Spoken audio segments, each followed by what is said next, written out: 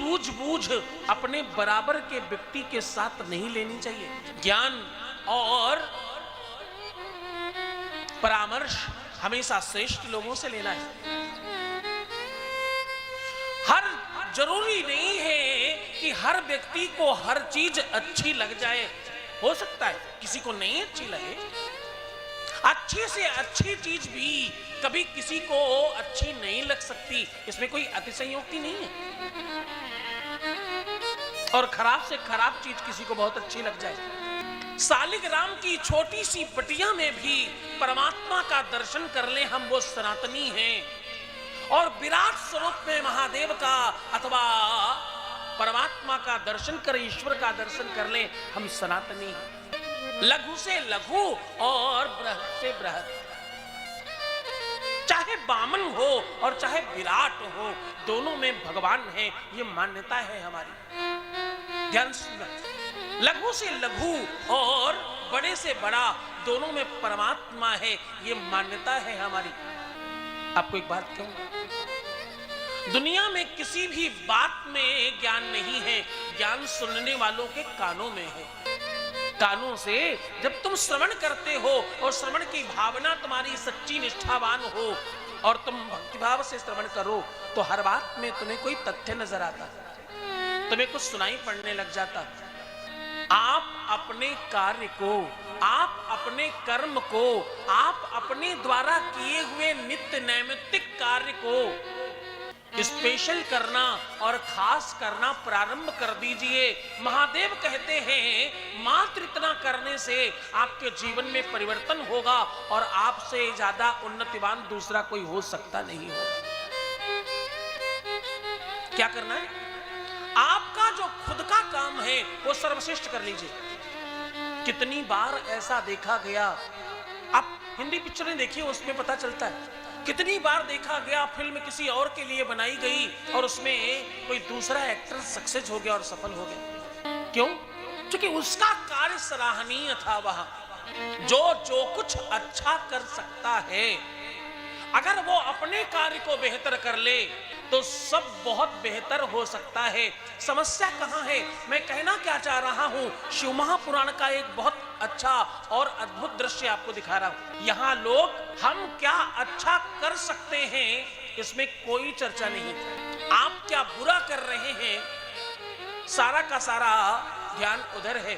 हम जितनी देर दूसरों की बुराइयों पर फोकस करें, हम जितनी देर इस बात पर चिंतन करें कि कौन मेरे बारे में क्या कह रहा है, उतनी देर अगर हम स्वयं के कार्य पर चिंतन करें तो हम श्रेष्ठ हो सकते हैं, हम महान हो सकते हैं, हम बड़े हो सकते हैं, इसमें संदेह नहीं।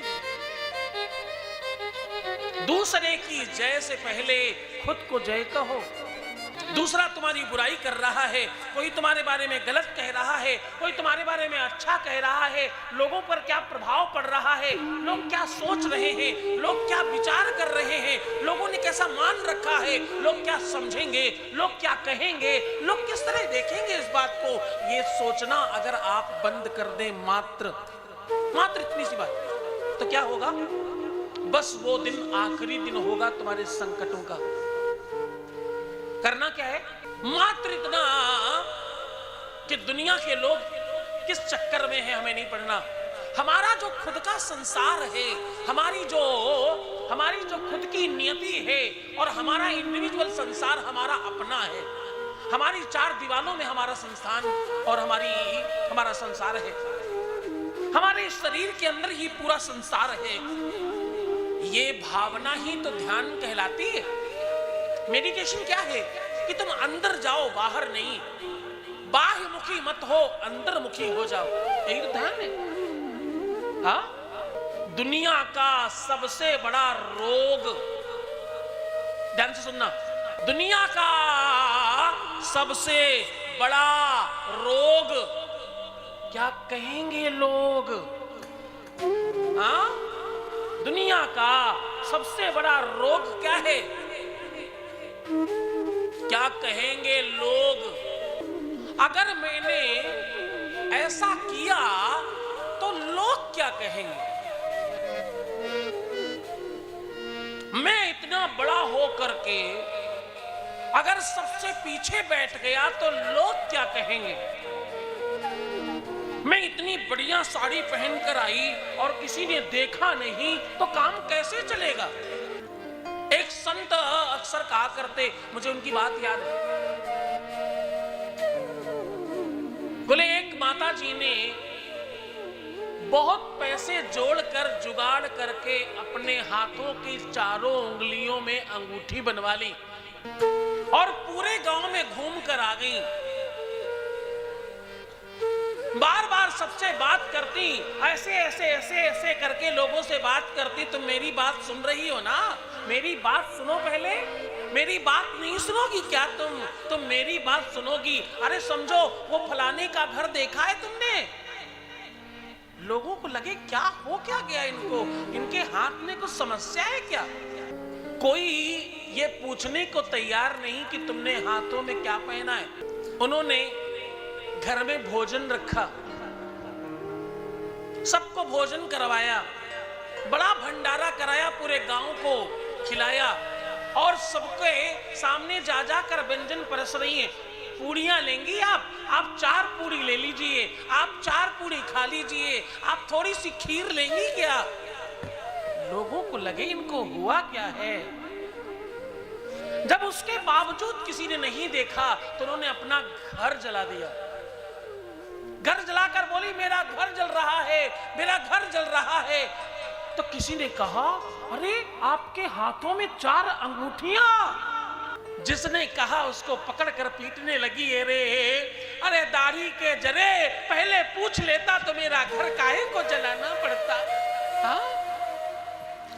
ये कोई पूछ तो ले, ये कोई कह तो दे। क्या कहेंगे लोग? हम अपनी बड़ाई के चक्कर में, मैंने बहुत बार देखा है, आप केवल अपने बगल वाले को प्रसन्न करने के चक्कर में अपना सामने का भविष्य बर्बाद कर देते हैं। अच्छा नहीं? एक सहज व्यक्ति, सरल व्यक्ति जिसमें दासत्व है, जिसमें दासता है, वो सफल क्यों हो जाता है मालूम?